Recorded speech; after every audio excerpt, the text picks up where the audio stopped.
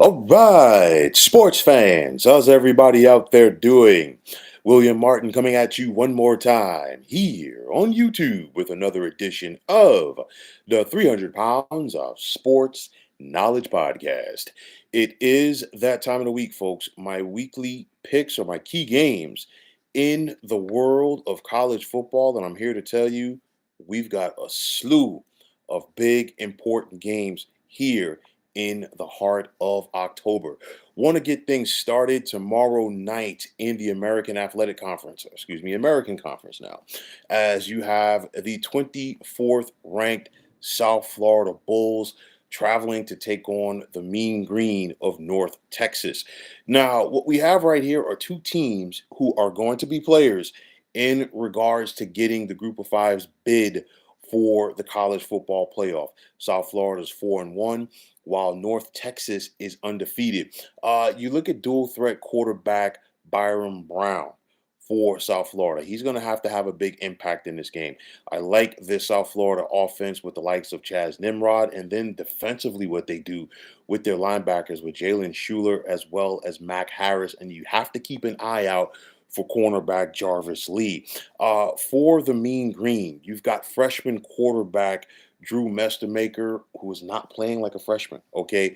Running backs Mackenzie McGill as well as Caleb Hawkins, and then linebacker Shane Witter. And then you got to keep an eye out for Kevion Huddleston in regards to his ability to put pressure on opposing quarterbacks. Now, North Texas comes into this contest favored by 1.5. I think this is going to be a very close game, back and forth, and I like the Mean Green at home by the score of 31-27. Now, moving on to Saturday, and I want to get things started in the Big Ten. We've got some big games on tap in the Big Ten this Saturday. Of course, at noon Eastern, you've got the number one ranked team in the country, the Ohio State Buckeyes, traveling to Champaign to take on 17th ranked Illinois. And for the Buckeyes, they are looking to continue to run roughshod over everyone. However, will the Illini find a way to make a big statement in this one? What can you say about the youngster at quarterback for Ohio State, Julian Sayin? He's completing north of 80% of his passes on the season. You look at this Ohio State offense, and you can make a compelling case to say that the Buckeyes might be better on offense this year than last year when they won the national championship. You look at their dual threat at running back with Bo Jackson and James Peoples, Jeremiah Smith and Carnell Tate at wide receiver, and then you cannot say enough about this Ohio State defense. No opponent has scored 10 points on the Buckeyes so far this season. And I think Ohio State has a chance to once again be stingy on this one, led by defensive end Caden Curry. Now, for the Illini, they've got to go out there and they've got to play the perfect game. And it starts with quarterback Luke Altmaier. He hasn't thrown an interception yet on the season, and that is going to be tested in this one. I like what the Illini can do running the football. Head coach Brett Bielema, so you know they're going to run the football a lot. But you got to keep an eye out for running backs Khalil Valentine as well as Caden Fagan. Outside linebacker Gabe Jacobs. What can he and this Fighting Illini defense do to slow down this Ohio State offense? The Buckeyes are going in favored by 14.5 points. Illinois is going to put up a fight, but at the end of the day, when it's all said and done, I like Ohio State 37-20. Now, you got a battle of ranked teams in the Southeastern Conference as you have 8th ranked Alabama traveling to Columbia to take on 14th ranked Missouri. The Crimson Tide come into this contest favored by 2.5 points. And at the end of the day, it's just another Saturday in the SEC as you got two ranked teams facing each other. Now, we saw Alabama be able to exercise some demons last week as they knocked off Vanderbilt at home. What can you say about quarterback Ty Simpson? He has been solid so far this season for Alabama, and some people are talking about him in the conversation to win the Heisman Trophy. You look at the way that the Buckeyes, pardon me, excuse me, the Crimson Tide, rather, can run the football with Jan Miller. And then, of course, what can you say about these two dynamic wide receivers that Alabama has out there with Jeremy Bernard and Ryan Williams? This Alabama defense, they're getting better week in and week out. I like their linebackers with Deontay Lawson and Justin Jefferson. And then, of course, the likes of Bray Hubbard in that secondary. They've got to go on the road in this one, and they've got to go out there and make some impact plays against this Missouri offense. And now for Eli Drinkwitz and his Mizzou squad, they've had a week off to prepare for this game, and they've yet to have a road game on the year, believe it or not. Bo Prabula, the Penn State transfer at quarterback for the Tigers. Can he have a big game in this one against the Crimson Tide? We've got to wait and see. The run game for Missouri is going to have to be important in this one with the likes of Ahmad Hardy as well as Jamal Roberts. You've got defensive end Damon Wilson for Missouri. Can he find a way to disrupt things for this Alabama offense? I'll tell you like this. It's one of those where you would want to say that Alabama should be on upset alert, but at the end of the day, Missouri is a ranked team.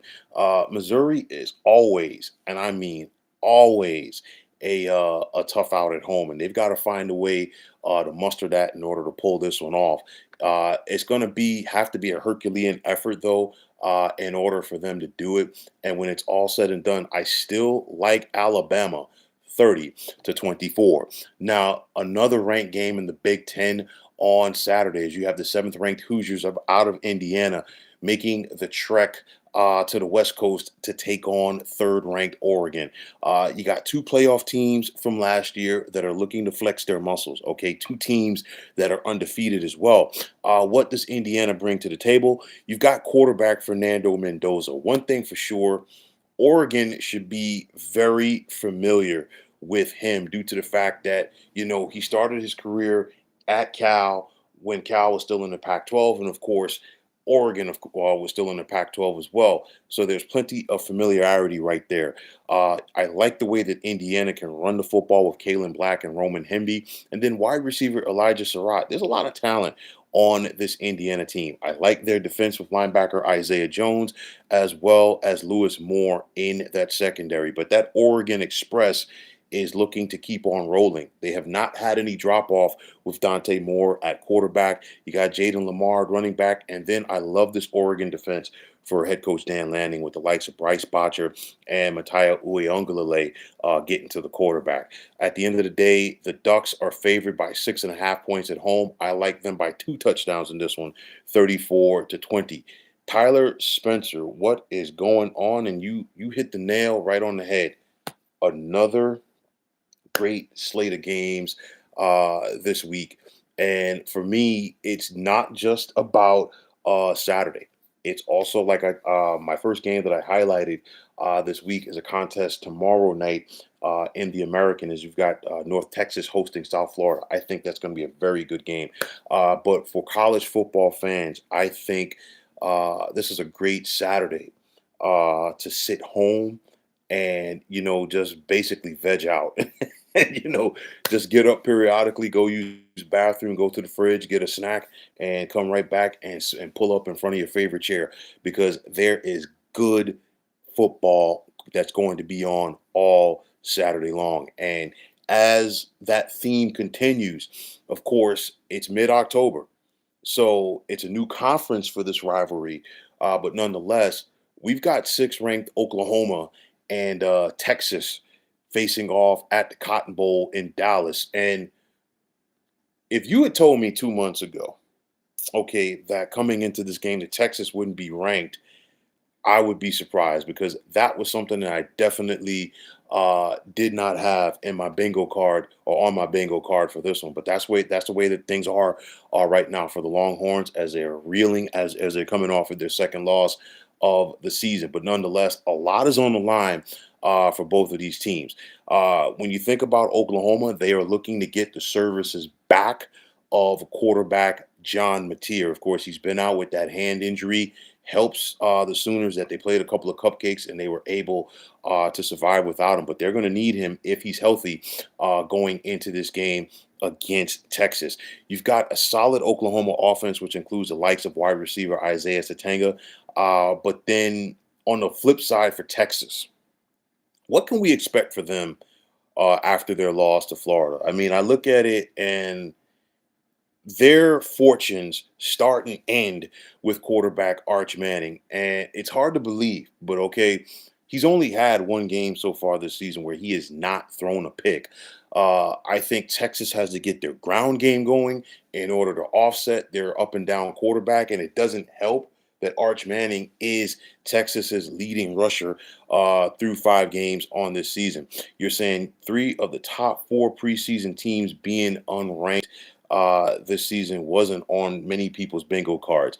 Okay, I know Penn State was in that conversation as well. Just refresh my memory as far as who the other team was. I definitely know Texas and Penn State. Just refresh my memory. I'm having a senior moment at this point to see who the other team was. It's still going to be a fun game. Clemson, yes, there you go. And honestly, a lot of us were wrong about Clemson because honestly, I had Clemson playing for the national championship. So shows you, sometimes the preseason rankings really don't amount to a hill of beans, but at the end of the day, that makes for a more exciting season. But getting back to Texas, like I said, they've got to get their ground game going.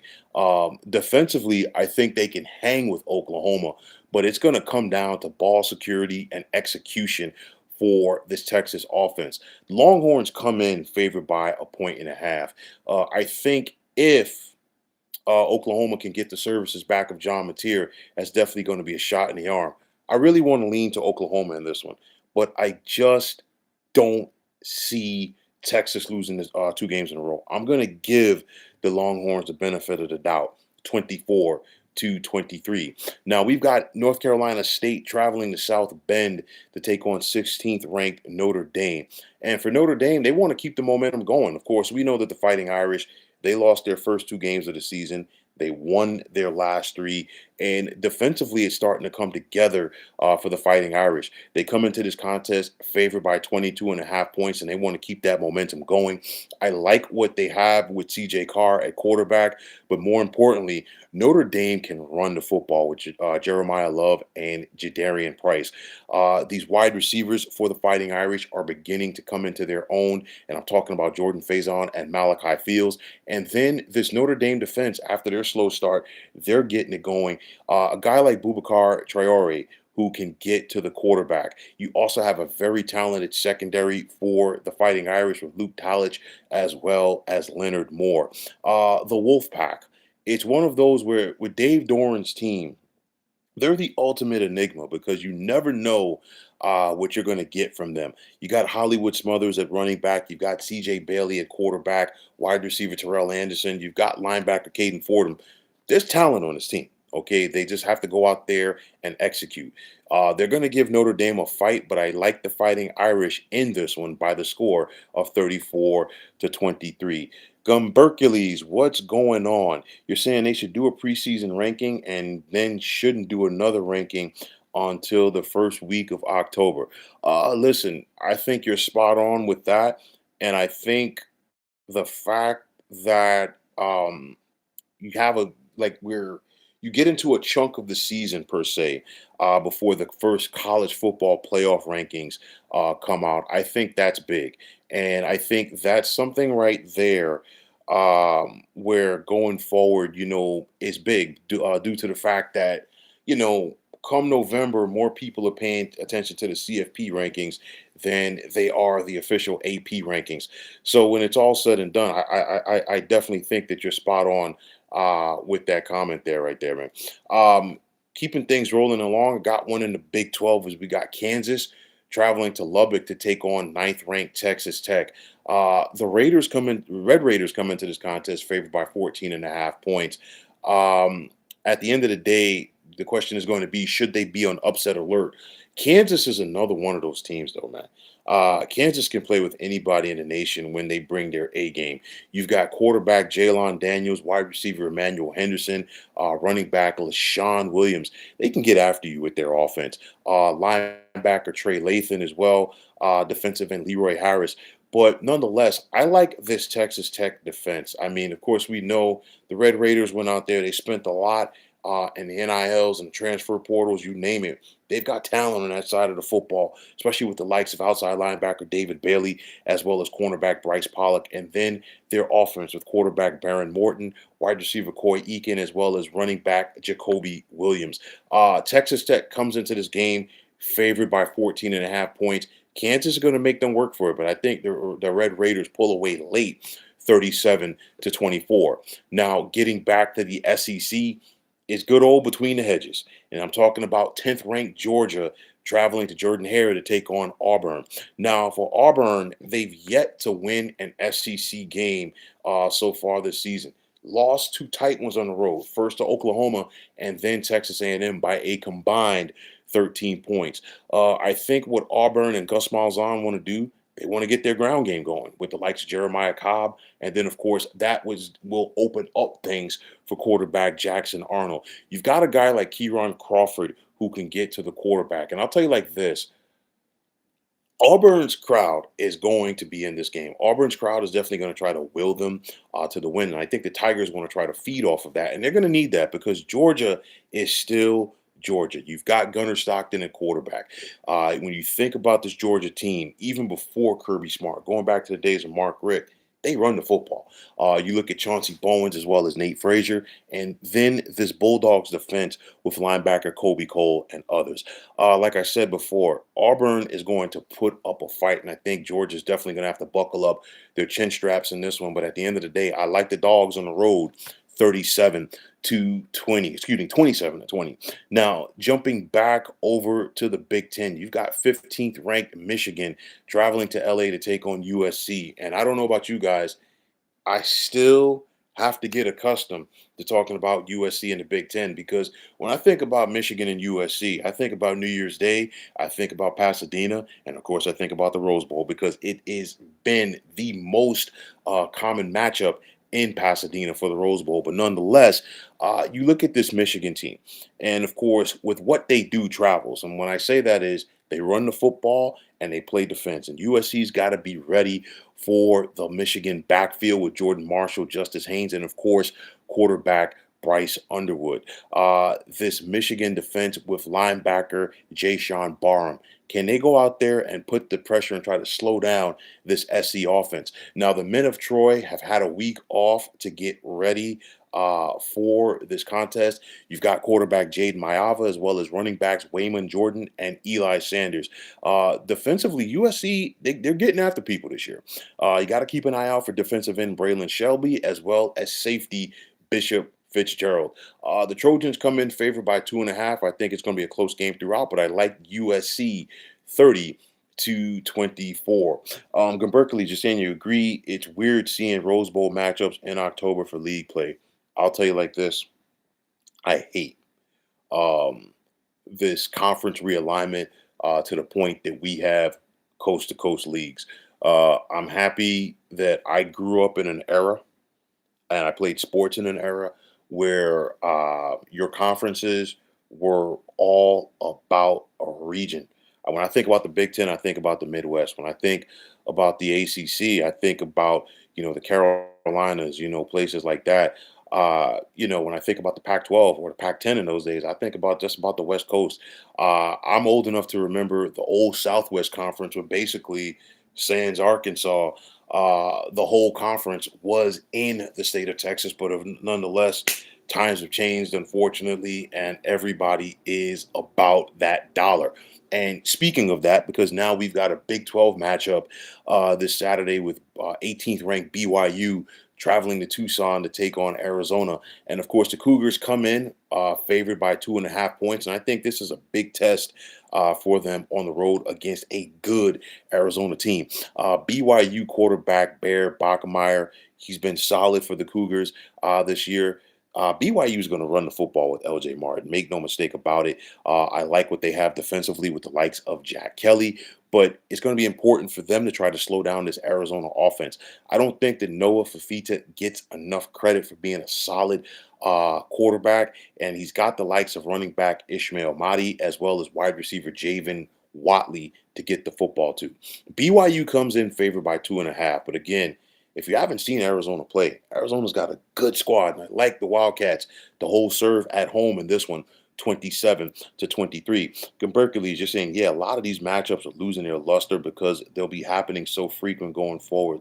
Yeah, listen, it's sad, man, because I think about rivalry weekend, last weekend of the regular season in college football. And of course, Pac 12 wise, in those days, everybody played their neighbor. Washington, Washington State, Oregon, Oregon State, Stanford, Cal, Arizona, Arizona State, SC, UCLA, the Michigan, Ohio State game, Auburn, Alabama, you name it. And of course, some of those prominent games are still around. But if you weren't around the region, to notice what West Virginia and Pittsburgh meant to each other, another story. Okay, games like that have gone by the wayside. How about the fact? And there's a generation of college football fans that don't understand this. Once upon a time, that Oklahoma Nebraska game on Thanksgiving weekend was huge in the Big Eight, okay, because it went a long way in determining, of course, in those days, usually the Big Eight champion got to the Orange Bowl, and a lot of times they were playing for a national championship. Games like that, rivalries like that, unfortunately, have gone by the wayside due to realignment, and there are so many others. Jumping back to the Big 12, you got the 21st ranked Sun Devils of Arizona traveling to Rice Eccles to take on Utah. The Sun Devils are looking to keep up with the Joneses in the Big 12 Conference as they're looking to repeat as Big 12 Conference champions. Quarterback Sam Levitt, he's a big game player. And I think for him, the bigger the game, the better that he plays. You've got running back Rayleigh Brown. And again, Jordan Tyson at wide receiver is somebody that a lot of people around the nation aren't talking about, but they need to because this kid can play. He has the potential to be a first, maybe second round pick in the NFL draft next spring, in my opinion.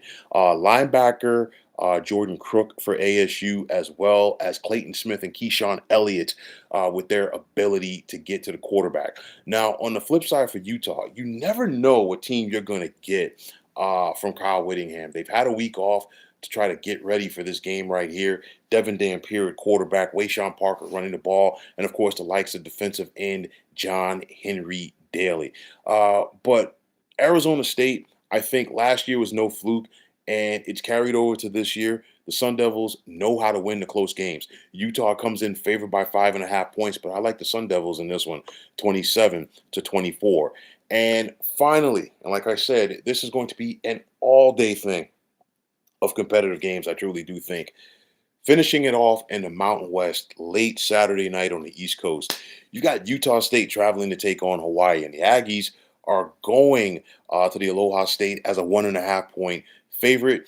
You got a battle of two teams right here that have their sights on winning the Mountain West this year. I like what Utah State has on offense with quarterback Bryson Barnes, as well as running back Miles Davis and wide receiver Braden Pegan. Linebacker John Miller can get after and disrupt an opposing offense, and you got to keep an eye out for cornerback Noah Avenger in that secondary.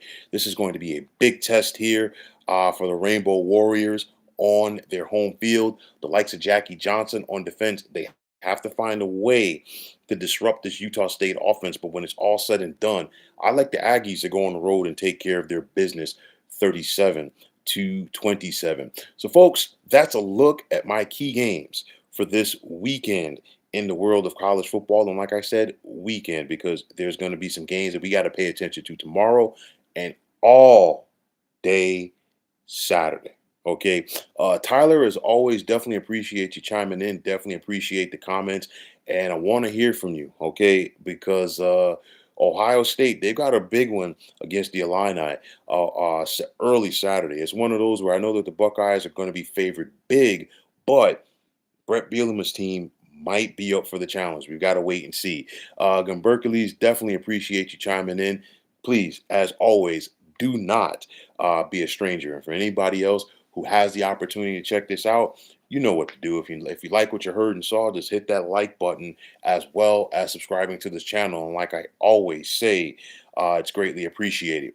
Also, if you are on the X, X, formerly known as Twitter. You can check us out anytime at 300 Pounds of Sports. And like I always say, if you follow me, it'll be my pleasure to follow you right back. And the same goes for Instagram. You can check me out at 300 Pounds of Sports Knowledge. Also, if you are on Facebook, be sure to check out the Sports Depot 365. And as far as I'm concerned, one of the better sports debating sites going on social media. But until next time, fine folks, my name is William Martin. I'm signing off and I'm saying thanks once again for checking out the 300 Pounds of Sports Knowledge podcast here on YouTube. Be well, everybody.